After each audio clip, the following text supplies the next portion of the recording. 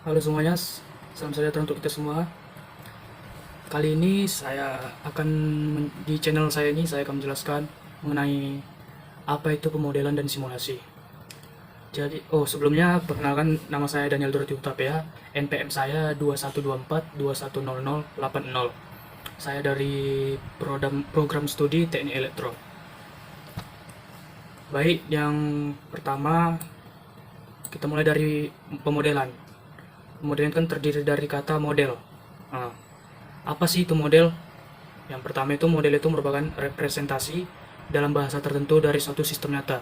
Jadi itu model itu seperti tiruan dari sesuatu yang sesuatu yang nyata lah, yang bersifat realitas. Berikutnya, apa itu model? Model itu merupakan suatu representasi sederhana dari sebuah sistem atau bisa kita bilang dari suatu teori lah ya, suatu teori sehingga bukan sistem itu sendiri. Jadi model ini bukan hanya terdiri dari sistem, tapi dari representasi dari sebuah sistem. Jadi model itu bukan sistem itu sendiri. Yang berikutnya, apa itu model? Model itu ialah alat yang sangat berguna untuk menganalisis maupun merancang sistem.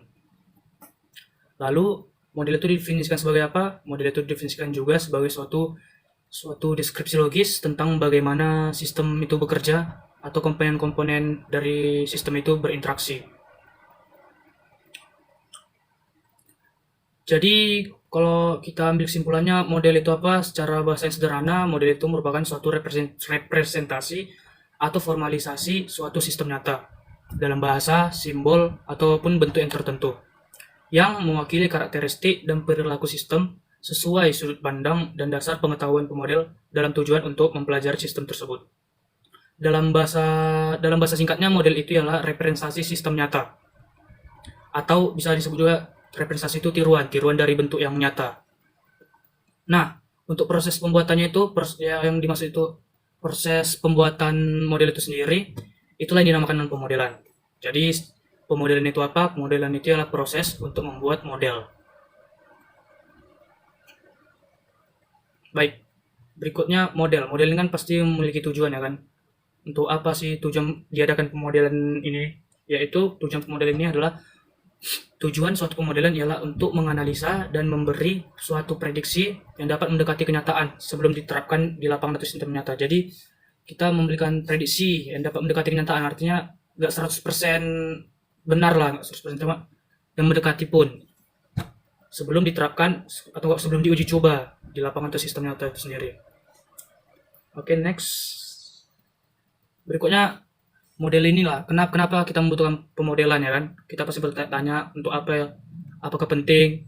Nah, jadi mengapa kita membutuhkan pemodelan? Yang pertama itu permasalahan yang terjadi bukan permasalahan yang dapat dengan mudah disajikan fungsi dan operatornya secara matematis, secara matematika. Apa maksudnya sini? Yaitu maksudnya tidak semua permasalahan atau tidak semua masalah bisa diselesaikan dengan cara matematika atau hitungan matematis itulah. Sebagai contoh saya ambil, misalnya kan kalau orang tua kita memiliki tanah, terus orang tua kita menyuruh kita untuk menghitung luas tanah tersebut. Nah, itu kan gampang kan, tinggal nyari. Kalau nyari luas tanah itu tinggal nyari kita panjang tanah itu berapa, lebarnya berapa, tinggal kita kalikan. Itu kan termasuk itulah yang dimaksud hitung matematis. Mudah ya kan? Tapi nggak semua masalah yang kayak tanah itu, kalau tanah itu kan tadi dapat kita selesaikan dengan cara hitung matematis, panjang kali lebar, selesai dapat luasnya ya kan, meter persegi. Tapi nggak semua masalah itu dapat diselesaikan dengan cara seperti itu. Ada yang nggak bisa dengan secara matematis. Kalaupun dengan ada cara matematis nggak akan semudah itu juga. Makanya itulah digunakan pemodelan. Yang kedua, permasalahan nyata dapat disajikan dalam model matematik yang merupakan model pendekatan dengan menyebutkan fungsi tujuan dan constraint, atau yang disebut dengan operation research. Maksudnya di sini apa? Itu kayak yang tadi saya bilang, nggak semua bisa diselesaikan dengan cara matematis. Kalaupun ada yang suatu permasalahan yang kita selesaikan dengan cara matematika atau matematis, itu pasti ada aja constraint. Apa itu constraint? Maksudnya batasan, ada aja penghambat lah kira-kira bisa dibilang. Contohnya kayak luas tanah tadi kan. Iya, kalau luas tanahnya persegi tok gitu kan gampang. Iya, bagaimana kalau luas tanah orang tua kita tadi di ujungnya terpotong gitu, misalnya ada sungai situ. Jadi kan nggak persegi tok dia kan. Nah, itulah batasan tadi. Jadi pengukuran kita nggak segampang panjang kali lebar. Nah, itu kan sehingga tanah tadi pun tidak berbentuk persegi, jangan kok terpotong sungai tadi. Jadi terpotong dikit. Nah, itulah batas tadi. Artinya kita tidak dapat menemukan itu secara tepat, tidak dapat menghitungnya secara tepat. Yang secara dengan mudah tadi panjang ke lebar nggak bisa. Disitulah perlu pemodelan ini. Berikutnya, permasalahan nyata banyak menggunakan nilai-nilai ketidakpastian dalam setiap kejadian yang muncul atau disebut proses stokastik.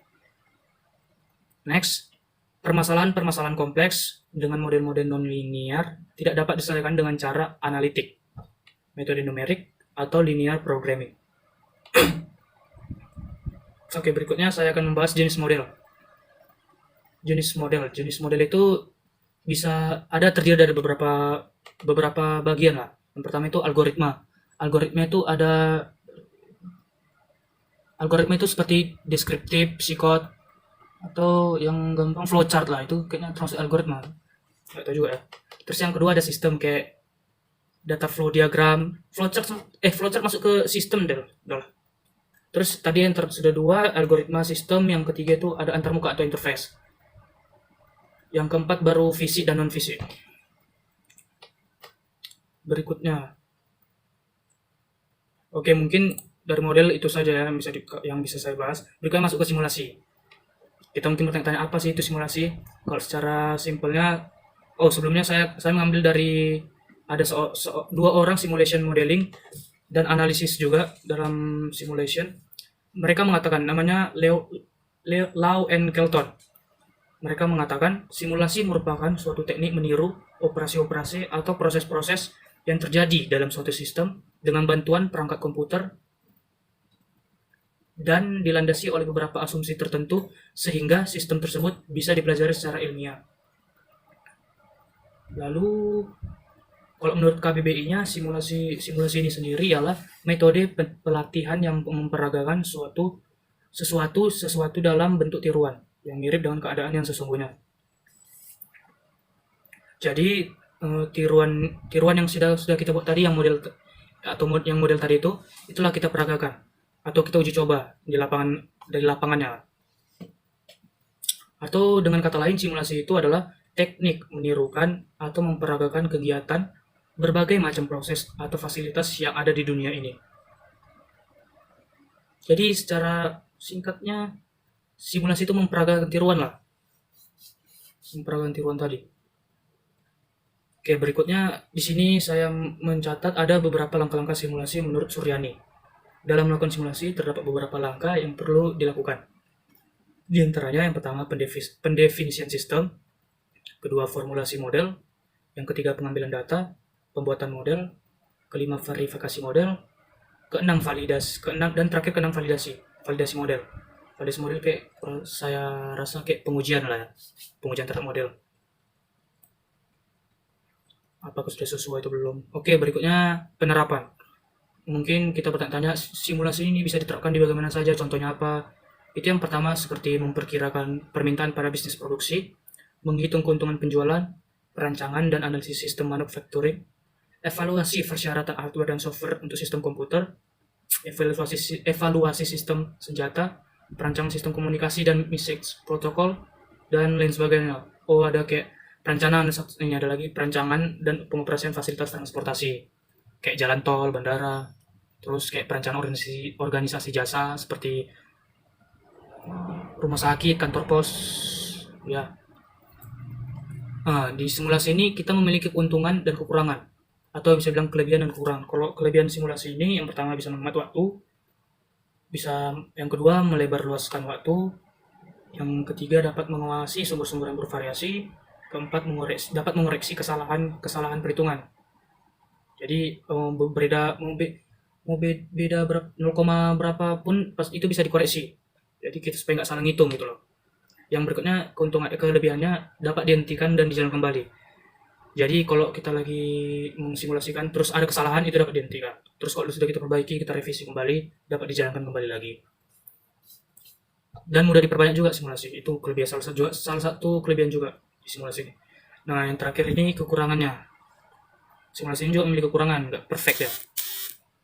Yang pertama, dia membutuhkan pelatihan dan kemahiran khusus. Jadi nggak sembarang orang, perlu skill lah. Yang kedua, model simulasi yang baik bisa jadi sangat mahal karena untuk mengembangkannya dibutuhkan waktu yang berbulan-bulan.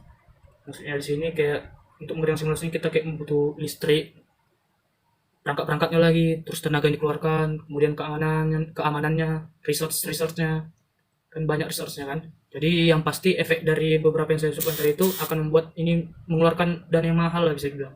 Dan membutuhkan juga waktu yang berbulan-bulan, lama juga, cukup lama. Terus kekurangan berikutnya, tidak menghasilkan output yang sama persis dengan sistem nyata. Keempat, tidak semua situasi dapat dievaluasi dengan simulasi. Dan yang terakhir, hanya sekedar untuk mengevaluasi solusi. Baik, mungkin itu saja yang bisa saya sampaikan mengenai apa itu pemodelan dan simulasi. Semoga apa yang saya sampaikan, beberapa penjelasan saya mudah dimengerti dan dapat diterima ya. Jadi saya pamit undur diri, terima kasih, nama saya Daniel Dorothy Utapea. Bye.